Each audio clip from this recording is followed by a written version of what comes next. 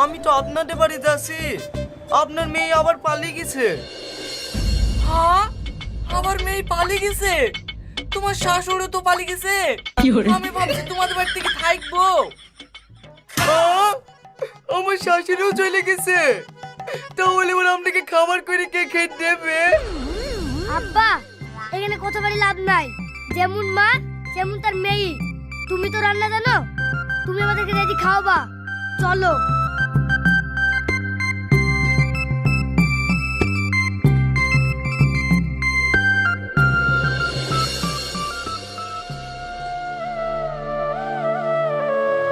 তুই কমে গেলি রে, পটি বড়িটা পালিয়ে গেছে, 3-4 মাস পরে চলে এসে। সব গাইস কেমন আছো সবাই?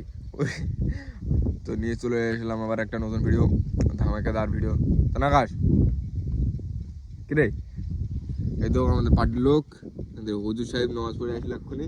আর কীভাবে কাজের কাজ করতে দেখো, জুম হয় না তো সামনে সামনে জুম মুম হয় না, সেজন্য দেখাতে পারলাম না। তো নতুন নতুন ভিডিও আসবে চ্যানেলে, আসবে তো আকাশ? নতুন তো আমাদের ইউটিউবার হুজুর। হ্যাঁ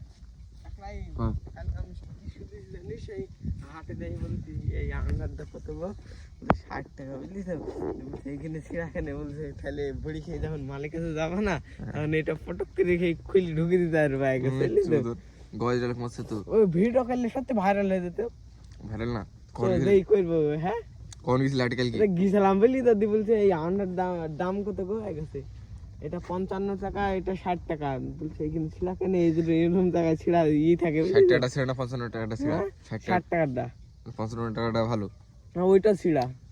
এইখানে এইখানে ওইদিকে খেলাতে হবে নি? হ্যাঁ, খেলাতে হবে নি কি খেলা? মিছিলদের কোন ঠেই? স্কুলে কোন যাবি তুই? চনি দেবো কখন? আমি দেখ কিন্তু ভিডিওটা ছেড়ে নি।